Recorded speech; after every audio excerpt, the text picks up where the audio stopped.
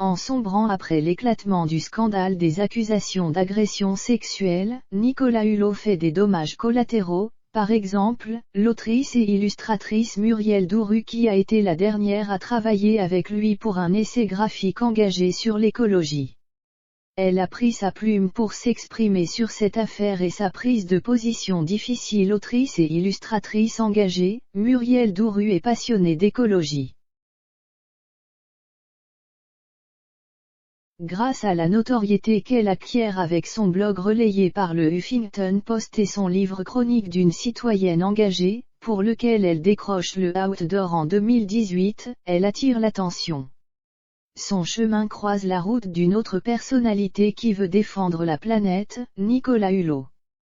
Avec l'ancien présentateur star de TF1 et ex-ministre de la Transition écologique, elle se lance dans une nouvelle aventure littéraire et graphique, Les petits pas ne suffisent pas, un essai publié en mars dernier aux éditions Rustica. Mais tout bascule lorsqu'éclate le scandale Hulot.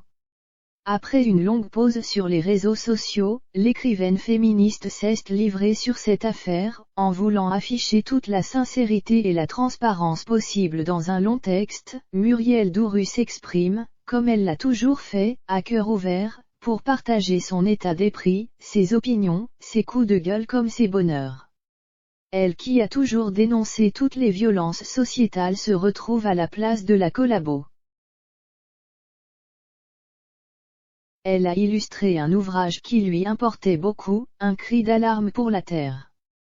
Mais son complice est Nicolas Hulot et depuis la diffusion de l'enquête des envoyés spéciaux qui montre les témoignages édifiants de femmes qui l'accusent d'agression sexuelle, l'artiste a perdu sa voix. Il lui a fallu du temps pour trouver les mots qui lui paraissaient les plus justes, au regard de la situation délicate dans laquelle elle se retrouve. Je suis ébranlée au point de ne plus me sentir légitime d'exprimer une opinion publiquement.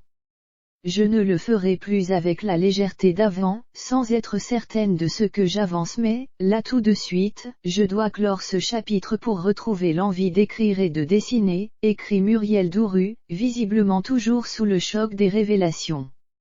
Elle ne remet aucune en cause la parole des femmes qui ont témoigné et les soutient. Cependant, elle se retrouve dans une situation inédite, cette accusée, j'ai travaillé pendant un an avec lui, chez lui, dans la plus grande intimité parfois. C'est facile de juger de manière définitive un inconnu qui nous paraît, de loin, antipathique. Ça l'est beaucoup moins quand il s'agit de quelqu'un qu'on connaît et qui s'est toujours montré sympathique. Pour l'aider à développer sa pensée, Muriel Dourru se remémore les mots forts de l'actrice Adèle Haenel, qui avait dénoncé les actes pédophiles d'un réalisateur sur sa personne. Les monstres, ça n'existe pas, c'est notre société. C'est nous, nos amis, nos pères. C'est ça qu'on doit regarder. Et on n'est pas là pour les éliminer, on est là pour les faire changer. Mais il faut passer par un moment où ils se regardent, où on se regarde. Une douloureuse remise en cause qui perturbe son processus de création, notamment son nouveau projet de livre avec Médecins du Monde sur les femmes en prison. J'essaie de les voir comme autre chose que des méchantes, même si ce n'est pas facile quand j'ai connaissance de leurs crimes. Je sais que l'être humain n'est pas aussi manichéen qu'on aimerait le croire, qu'il est même souvent, sacrément complexe.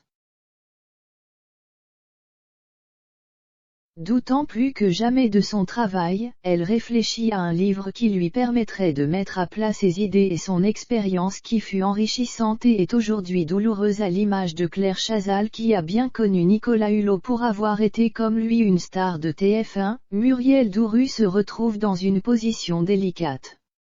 Mais à l'inverse de la présentatrice historique du JT de 20h, elle s'exprime ouvertement sur cette question houleuse.